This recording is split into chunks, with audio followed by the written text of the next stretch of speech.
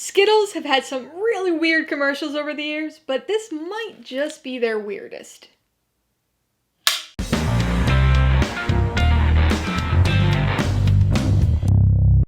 Hey everybody, welcome to Mainly Movies. Today I'm going to be talking about the 12th movie in the DCEU, DC's 2023 superhero sequel, Shazam! Fury of the Gods. If you're new here, please consider subscribing for a variety of movie-related content like reviews, rank lists, and trailer reactions. All my reviews include a breakdown of the pros and cons, my rating, and some tailored film recommendations, so be sure to watch through to the end of this video for all that extra content.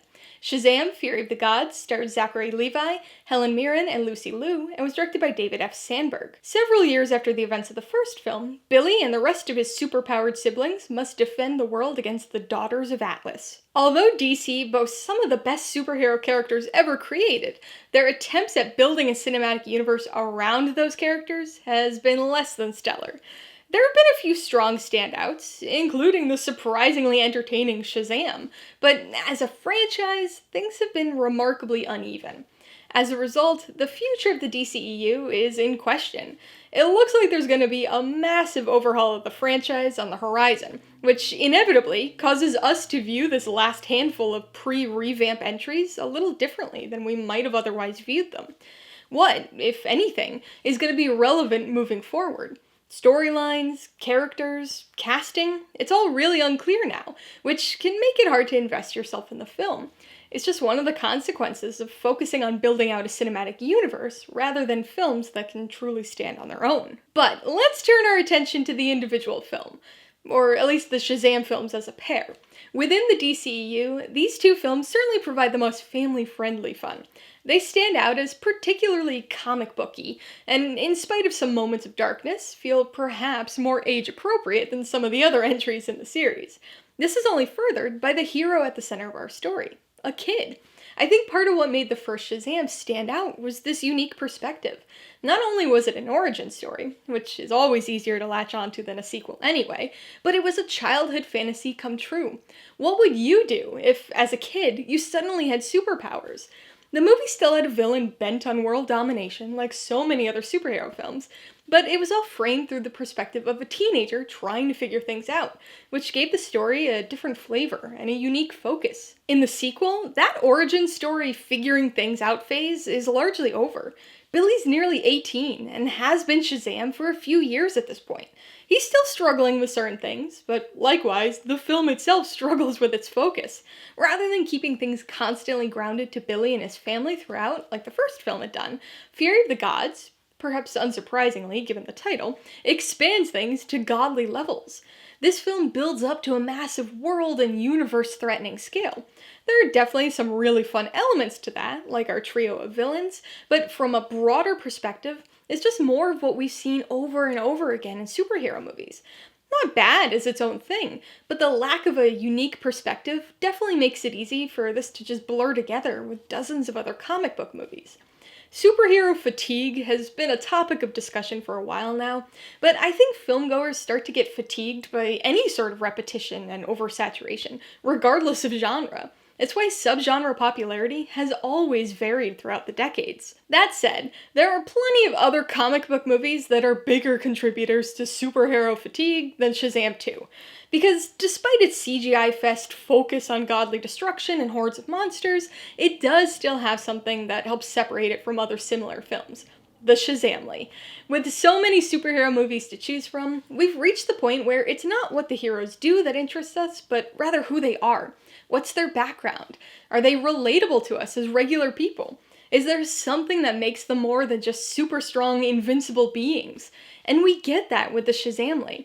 They're different from any other superheroes, because they're just kids. But nobody knows that they're kids. And much like in the first film, this element really works. For the most part. When the Shazamlys working together as a team, when they're dealing with situations in a very kid-like manner, it works. We don't see many of them in their kid forms for long here, but the kid personalities do shine through most of the time, which gives the film that unique angle and perspective. Unfortunately, that's not the case with Shazam himself. There's this bizarre disconnect between the personality of Billy as a teenager and as his superhero alter ego. Billy is almost 18 and has clearly matured personality-wise since the first film, but Shazam still acts like a 14-year-old on a sugar high. There's certainly some entertainment to be gleaned there, but it's weird and almost feels like a regression. With its godly scale and destructive elements, it will come as no surprise that this is a very visual effects heavy film. I mean, it is a superhero movie in 2023 after all. Green screen and CGI run rampant here, with mixed success. The Inception-like access powers of one of the three daughters of Atlas is interesting to look at, and there's something strangely mesmerizing about this film's take on the majestic unicorn, but there are just as many moments where the visuals stand out in a decidedly negative way. There's a scene, for instance, where a car crashes into a magical barrier on a bridge, and it looks like something out of an early PS3 game. Now, obviously, not all the CGI here looks that shoddy, but for a big-budget superhero movie that relies so heavily on its visual effects, Shazam 2 has some underwhelming CGI. Again, like its predecessor, it takes a very comic book-inspired approach to its tone and visuals, which can account for some of the look and feel here, but not all of it. Alright, let's talk about the pros and cons. The biggest pro is definitely the Shazamly. This is easily the standout aspect of this film, but it's also one that blurs the line between the pros and the cons. When the story focuses on the family elements, much like it did in the first movie, it's a positive thing. It gives us something relatable and tangible to grab onto. Having a whole family of superhero kids does dilute the coolness factor of Shazam himself a bit, but it's extremely fun seeing the various kid personalities show through in the adult superhero alter egos, especially Darla. Unfortunately, the Shazamly borders on the con side when it comes to Shazam's unusual personality disconnect from Billy Batson, and the fact that the family focus is shoved to the back burner this time around. This segues us nicely to the con side, and the film's biggest issue, its focus. Rather than doubling down on what made Shazam unique, the found family storyline and the fact that the heroes are just kids, it devoted much of the focus to the Daughters of Atlas, either directly or indirectly by focusing on attempts to stop their villainous plan. Now, on one hand, I get it. It dives into the mythology of Shazam a little bit more, introduces characters and a storyline that I imagine are ripped right from the comics, and it lets us see plenty of Helen Mirren and Lucy Liu. But it takes away much of what made the first Shazam film unique. The second con is the visual effects. Now, much like the Shazamly wasn't entirely a pro, the visuals aren't entirely a con either.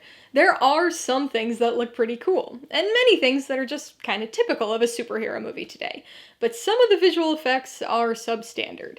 There are some moments of very iffy CGI, and while they don't ruin the movie, they definitely draw attention and distract from the story. Before I give you my rating recommendations, I want to remind you that if you're interested in buying Shazam! Fury of the Gods, or any of the other films I mentioned today, I do have affiliate links for all of them in the description below.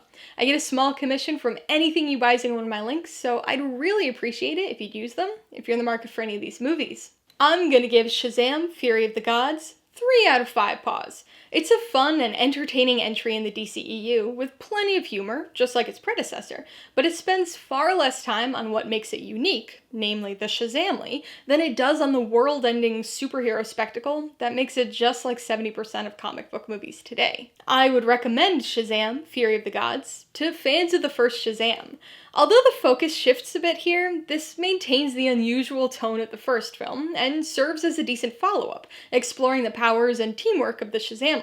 If you really liked the Shazam personality and Zachary Levi's performance in the first movie, you'll get plenty more of the same here. But if you were hoping for a little character growth or another family-centric storyline, you might be a bit disappointed with this sequel. If you liked Shazam! Fury of the Gods, I've obviously gotta recommend the first Shazam.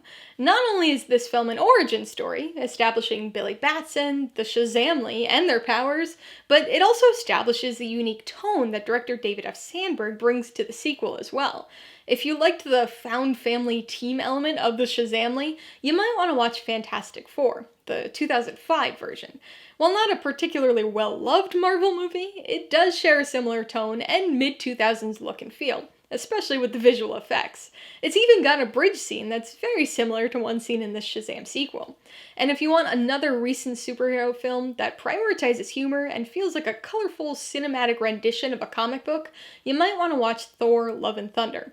Part of the long-running MCU, this fourth Thor film leans heavily into goofiness while delivering an otherwise dark tale of godly destruction. Alright, a couple questions for you guys. Number 1, have you seen Shazam, Fury of the Gods? If so, what'd you think of it? And number 2, which member of the Shazamly is your favorite? Be sure to leave your answers in the comments below so we can get a discussion going. Alright, so if you got some enjoyment, insight, or information out of this review, I'd appreciate it if you'd hit that like button.